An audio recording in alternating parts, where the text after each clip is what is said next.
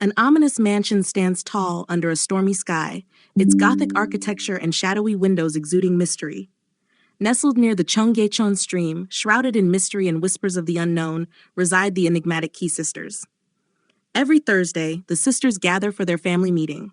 The three sisters, all dressed in black with matching dark hair and dark gothic makeup, sit in the family room. The eldest, her face stone cold, speaks first. "I'm glad you're all here," she says, her voice unwavering. Then her gaze sharpens. "Wait, we're missing the youngest? Is she still out?" Her expression remains unchanged. The second eldest, Seoul, with an ominous glint in her eyes, replies, "Don't worry, she said she won't be long." Next to her, Jaerim, the third eldest, smirks knowingly. Finally, there's Jenny, the youngest, and the most romance-obsessed. Jenny has always been naturally curious, even as a child. She would spend hours poring over the books stacked around the house, one by one. Somewhere along the way, she became completely consumed by romance novels, losing herself in their world. Suddenly, the door creaks open, and Jenny strides in, announcing, "I'm back, sisters!" Seoul immediately asks, her voice laced with concern, "Why are you so late? We were worried about you." Jenny grins and casually replies, "I was hunting for a boyfriend." The sisters freeze, shocked by her bold statement. "I'm sorry I worried you," Jenny adds, dramatically wiping away a tear. The eldest sister, visibly annoyed, opens her mouth to speak, but before she can, Jenny cuts her off, exclaiming, "But don't worry, I've finally found my man." The truth was, Jenny had never so much as held hands with a boy in her life, but she couldn't help but think, "I'm graceful and elegant, with a warm smile and good looks to boot. I have all the virtues of a classic literary heroine." So today, she was setting out to find her boyfriend. I've already concocted a foolproof plan. First, a coincidence will bring us together. Then, subtle and momentary eye contact will lead to a brief touch. Finally, I'll smile shyly, and then he'll fall in love with me. That means I should start with the coincidence. As she walks down the street, she deliberately bumps into a man. "Ouch!" she exclaims. He turns around, but instead of a warm smile, Jenny stares him down, her eyes wide open like she's staring into his soul. She proceeds with a creepy smile, startling the man. He stumbles backward and falls to the ground, as if his soul had left his body. Undeterred, she finds another victim. He screams at the top of his lungs before collapsing to the ground. She tries the same tactic on almost every man she encounters, each of them ending up in the same fate. Jenny was new to flirting and often came on too strong. It's okay, she thought. Getting turned down a few times is normal. It happens to everyone who hunts for a boyfriend. Maybe I was just too shy. She then comes up with another strategy: aggressive eye contact, physical touch, and finally, a smile. From a mile away, a man could feel her gaze, jolting in surprise. Like a ghost, Jenny levitated toward the man, suddenly grabbing his hands with a smile that was more terrifying than comforting. A look like a tiger locking eyes with its prey. The result? Far worse than before. Why is finding love so hard? Rejected 87 times. The men lay defeated around her, and a sigh escaped her. To be honest, at that point, Jenny had pretty much given up on the idea of love. She was about to head home, defeated.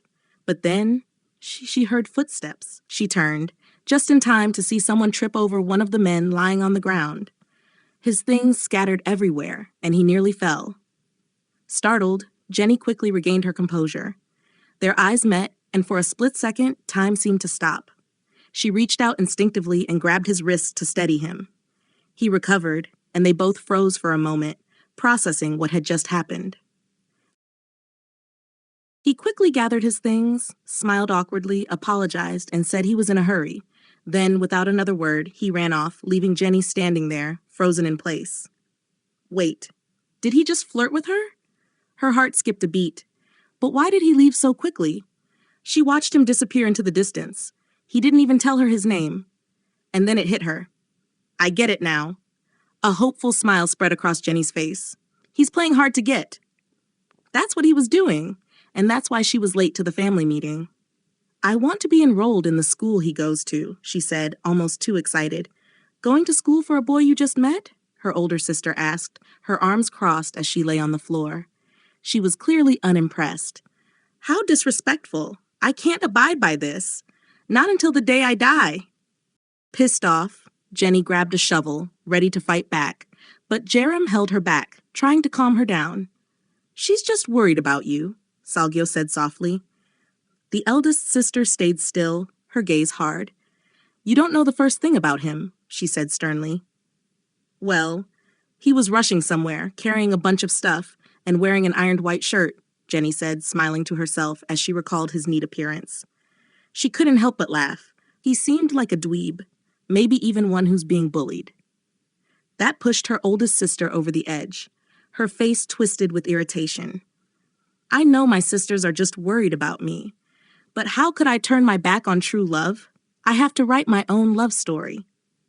And that's how the romance-obsessed Jenny Key ended up starting school.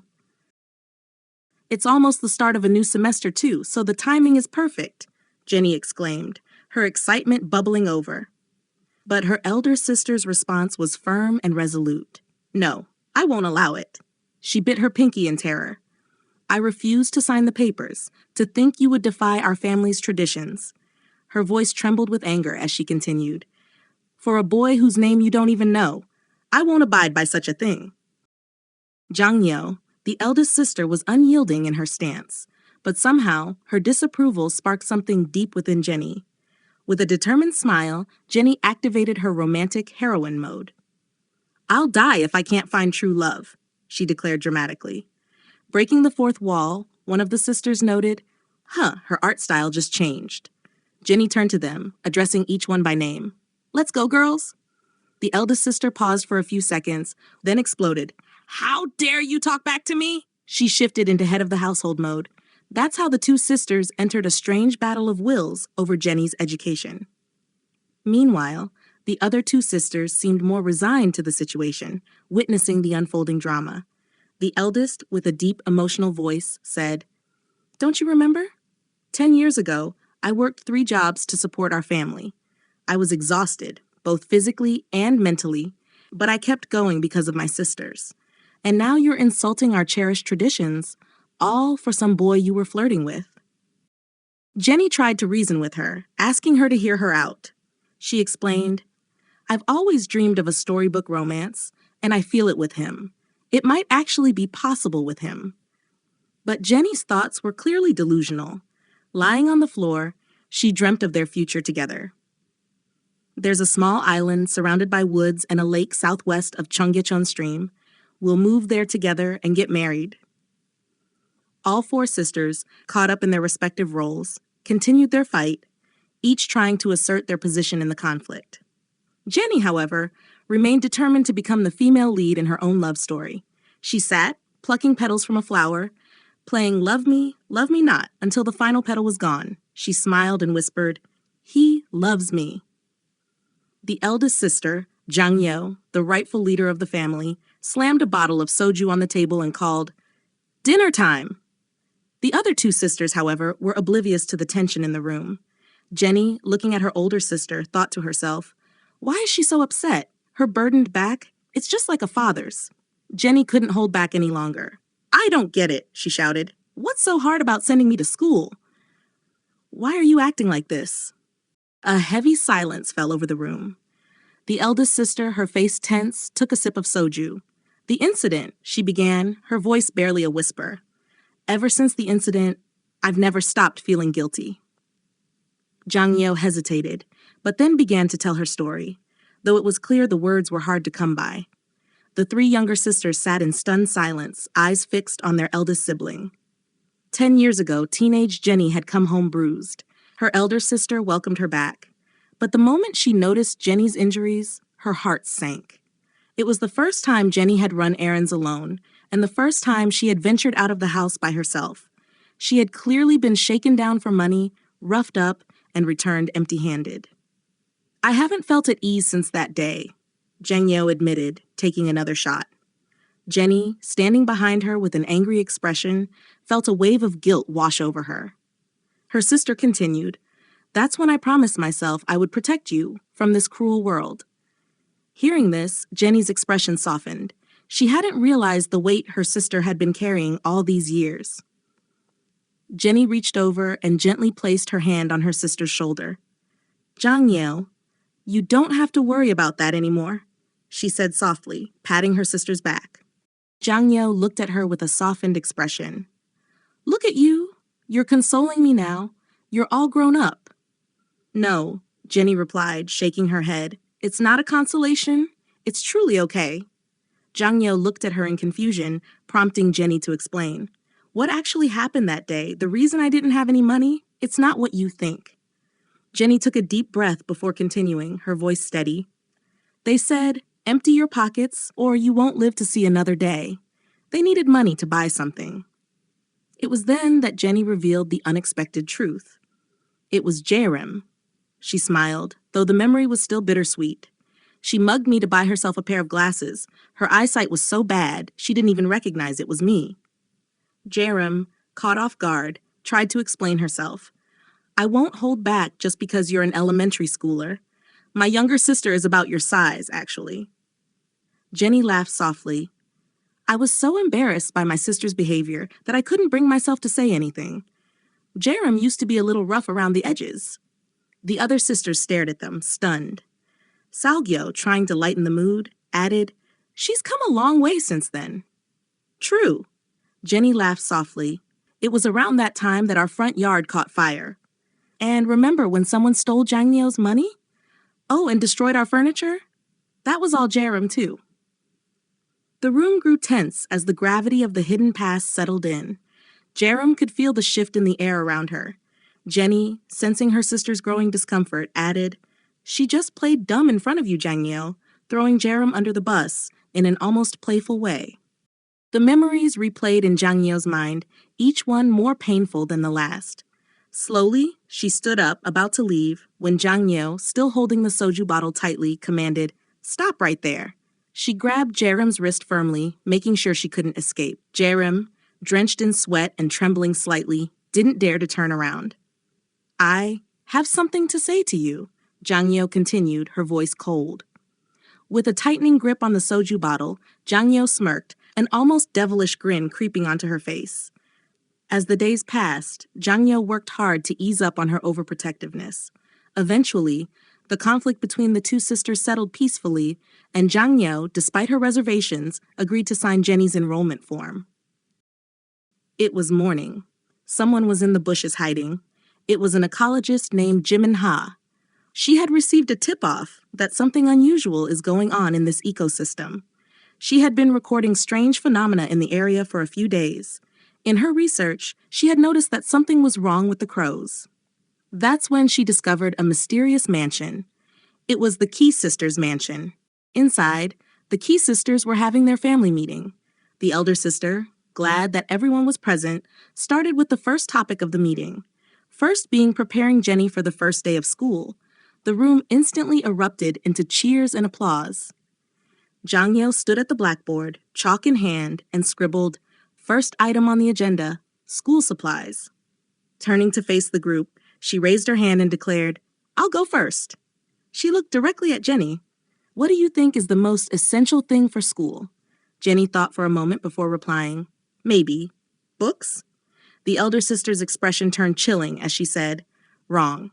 The answer is obvious. It's a knife." With that, she pulled out a gleaming blade, holding it up for emphasis.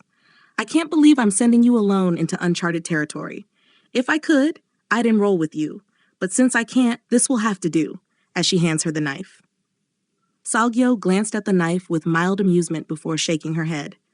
"A knife? That's unnecessary. There's only one thing you truly need," she said, her expression growing serious.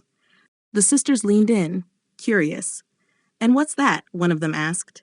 With an air of sophistication, Seoul sat gracefully in her chair, her back straight and her demeanor unshakable. With an elegant flick of her wrist, she crossed her legs and clasped her hands together.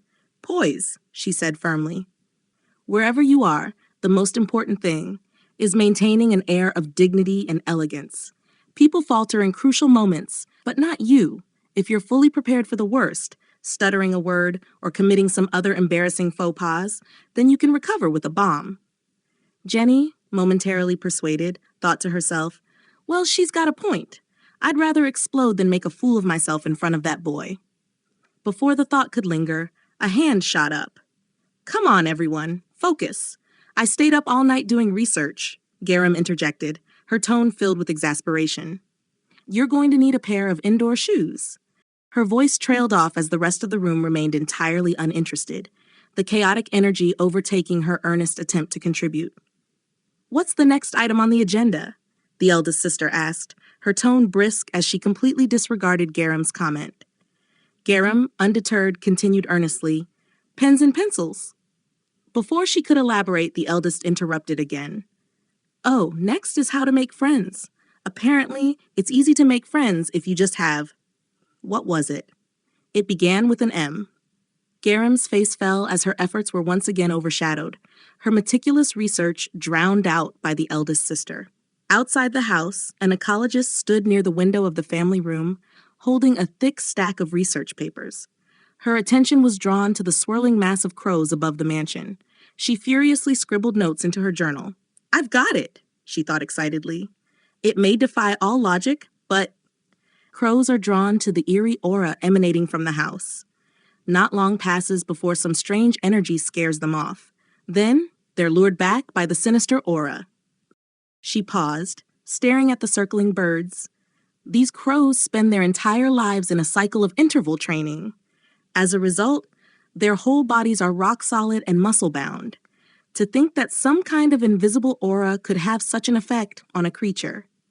Satisfied with her analysis, she let out a sigh of relief and muttered, "That should be enough research for today." But curiosity got the better of her. She peeked into the house through the window, her eyes widening at the bizarre scene unfolding inside. Weapons, knives, bombs, and other suspicious items were being casually loaded into a school bag. The ecologist froze, unable to process what she was seeing. What's weirder than the crows, she thought, is the family that lives here. Do they really not know anything about public school? Is this how they deal with new situations? With military-grade weaponry? She shook her head and jotted down one final note. At any rate, the house's aura isn't the only strange thing around here. Inside the house, Jenny scribbles on the blackboard and declared, "I left the most important thing for last." Outside, the ecologist crouched beneath the window, curiosity piqued as she strained to hear every word. Jenny took a deep breath, her determination clear. "I have to make sure people are talking about me," she said firmly. It was her grand plan. Without knowing anything about the boy, this was the only way she could ensure he would eventually notice her. Jimin's eyes widened in disbelief. "She's enrolling in school just for a boy?" she asked, stunned but a little enchanted by the boldness. "That's romantic."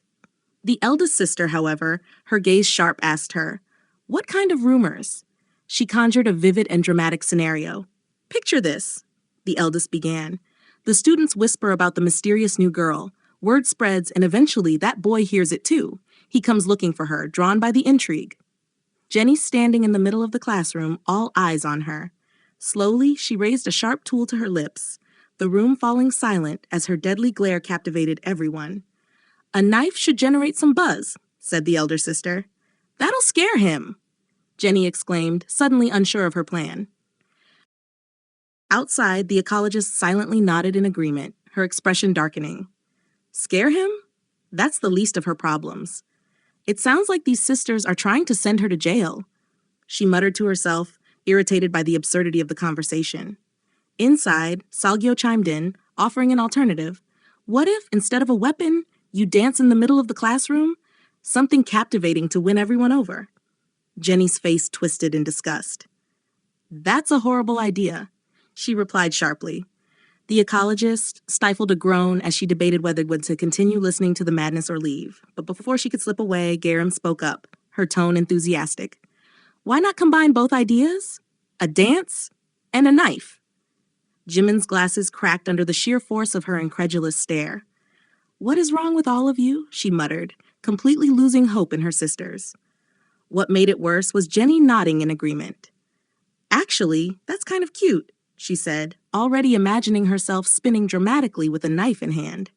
Outside, the ecologist had reached her limit. She gathered her papers to leave, only to notice something horrifying. The raw meat she had brought to attract the crows had begun dripping out of her bag.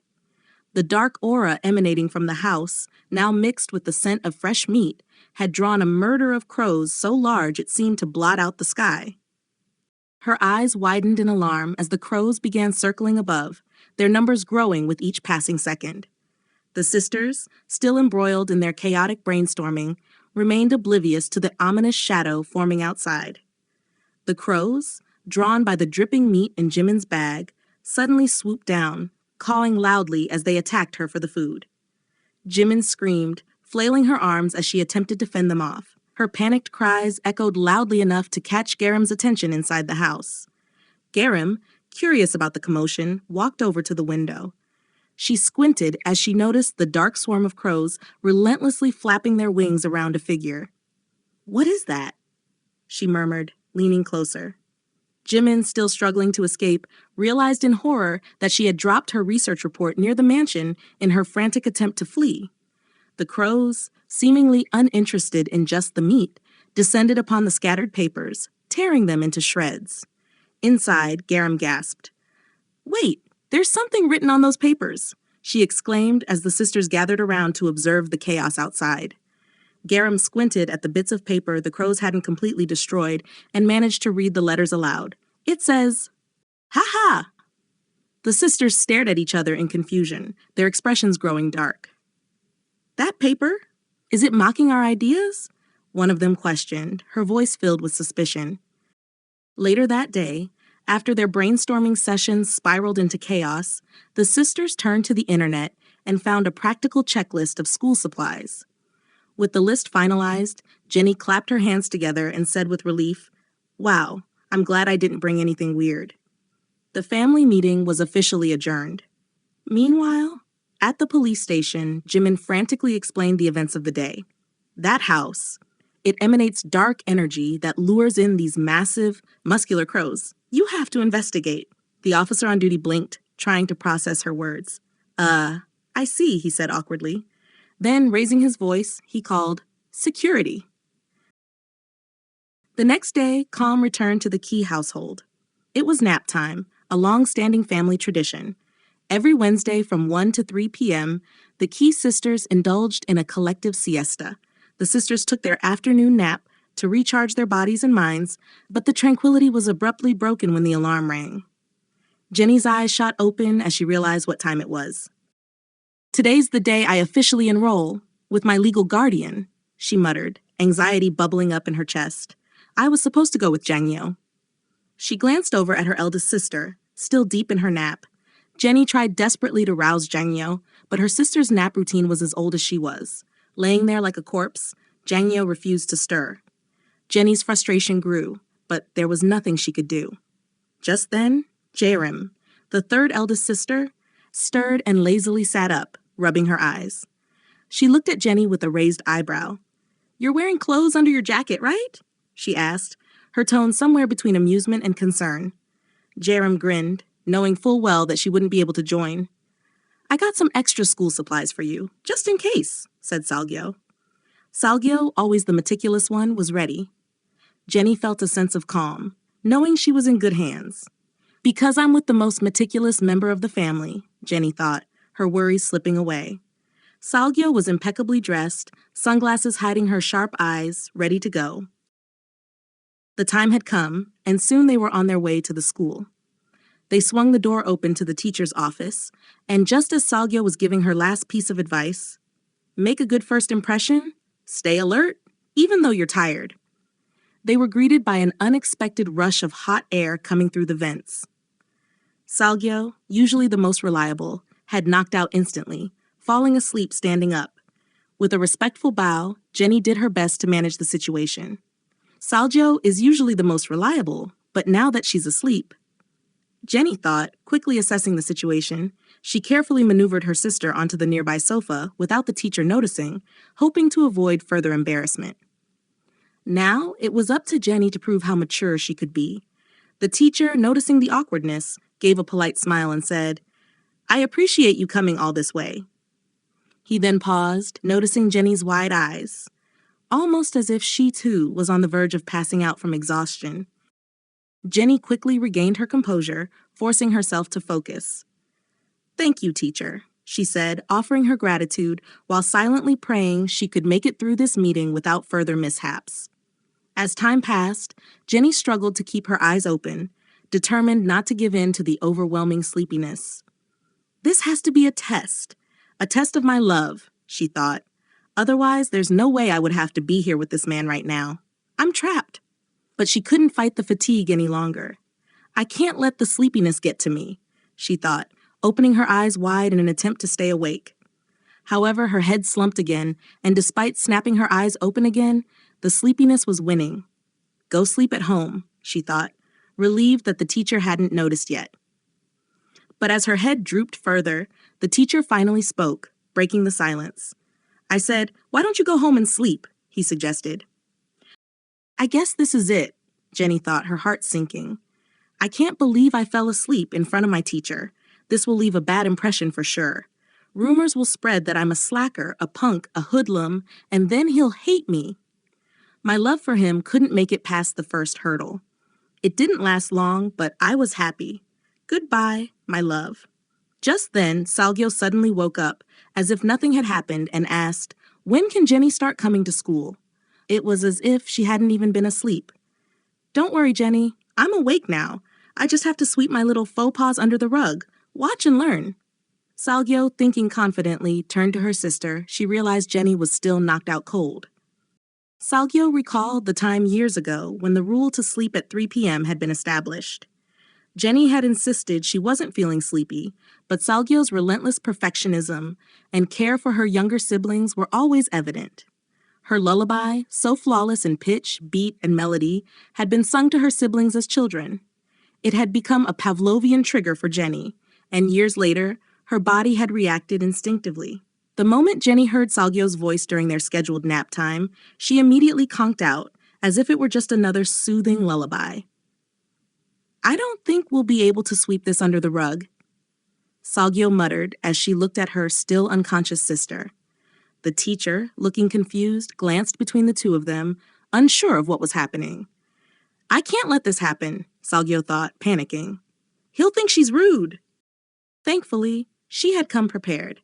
Luckily, I brought something along in case we ran into any problems, she muttered to herself, ready to take action. The moment Seoul's aura shifted, her eyes narrowed with a glint of determination. Now's my chance, she thought to herself, springing into action. Without warning, she lunged toward the teacher with surprising speed. Outside the school, the sisters, having completed their mission, walked together with satisfied grins on their faces. High five, they exclaimed, their spirits high after the success of their plan. She had used her hypnotic skills to place him under a trance, erasing the memory of what had just occurred.